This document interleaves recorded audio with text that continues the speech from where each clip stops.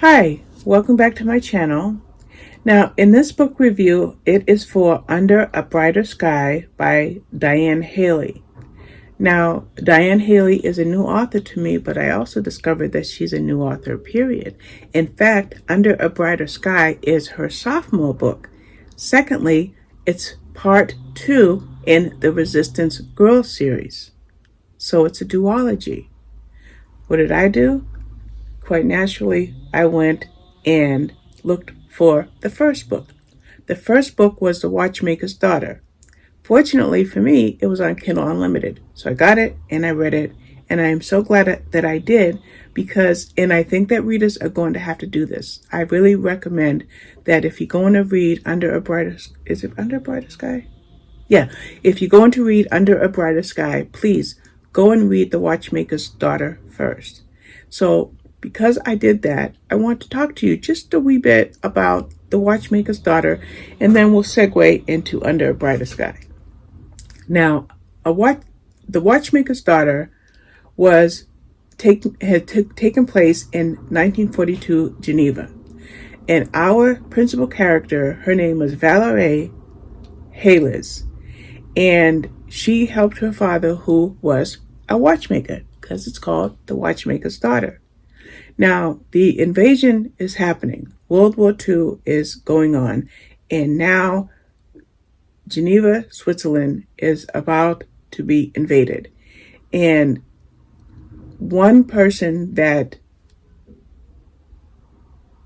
our character, I want to say it right because there's an accent, Valerie misses is Philippe.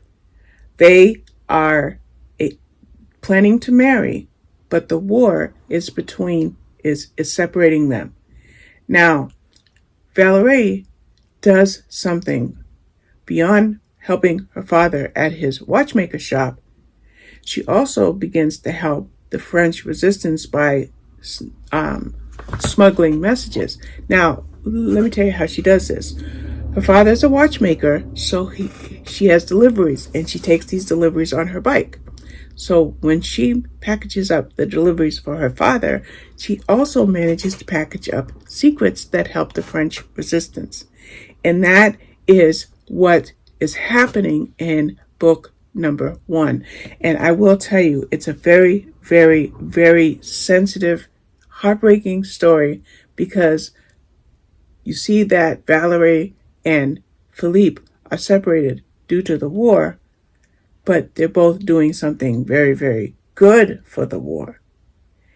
And when you read a book that is full of secrets, that has what are in essence spies, then you're paying closer attention because you're wondering about their safety and any danger that they may face. And that's why I'm glad that I read The Watchmaker's Daughter first. So I will have put that image up on the screen, but now I'm going to put the image for Under a Brighter Sky on the screen. And when I do that, we still see Valerie, and now it's a year later, Nazi-occupied France. Now remember, book number 1 took place in Geneva, but now book number 2 is taking place in France in 1943. Valerie is still doing what she can to help the French resistance. In fact, she ends up helping a father and his son. She hides them, and she's trying to get them over to Switzerland where they'll be safe. But the father, Pierre, says, no, we were separated from my wife and daughter. We're not going. We don't want to go until all 4 of us are together. So during the course of this book, Valerie and others are working hard to reunite Pierre with his wife and daughter, Pierre and his son Jules, and their wife and daughter. So we see both sides of the story. We see all the things that are happening to the wife and daughter on one hand, but we also see what's going on with Pierre and Jules on the other hand, all while Valerie is working hard with the French, with the resistance. Now, things are happening because not only are the Nazi soldiers pressing in on them, but even the police are hunting for refugees, the same refugees of the sort that Valerie is hiding Pierre and his son. So will Valerie be able to successfully keep those two hidden, and will the rest of them, and I say Pierre and I say Nathalie and others, will they be able to reunite Pierre with his wife and his daughter?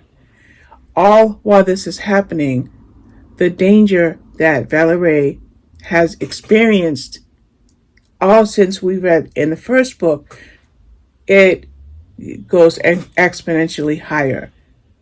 The danger is even stronger. The risks that she takes are even stronger. In fact, this book reaches a tragic point. Very, very, very tragic point. And, you know, you have the French border and the Swiss border, and Valerie taking risk after risk after risk to reunite this family. Excellent, excellent book. And like I said, I highly recommend that you read The Watchmaker's Daughter first. Now, I will say this, that if you were to go into the Resistance Girls series blind without reading The Watchmaker's Daughter, how would you do? I think you would do quite all right, because what you have is the story itself. Valerie, Philippe, the Resistance, Pierre and his son Jules, his wife and daughter here, and everybody trying to bring them together and then to get them across the border. So yeah, you could read it as a standalone. But do you like continuity? Do you like characters who you can feel what they feel, or you can imagine what they feel, and feel a strong sense of empathy towards them and urgency because of the danger and the fact that the war was raging? If you want to be a part and parcel to this very comprehensive story that brings everybody together in different ways, then this is a book you're going to read. A series you're going to want to read. And the last thing I'll say is the ending just broke my heart. So I don't know if this is just a duology or if this series will continue, but I will say this, that Diane Haley, when she wrote The Watchmaker's Daughter, it was a debut novel. So as mentioned at the beginning of this video, this is only the second novel that she's written. So you know that she relied on strong research that she engaged herself in, and due to that research, she gives us these wonderful stories. So I think I haven't written any review yet, but I think I'm going to go ahead and give both books 5 stars. Okay, so I just want to recommend that to you. And the last thing I'll mention is it's $2.99, or you can get it at your Kindle Unlimited subscription for nothing. So there you have it, Under a Brighter Sky, also The Watchmaker's Daughter. Thank you for watching. Bye-bye.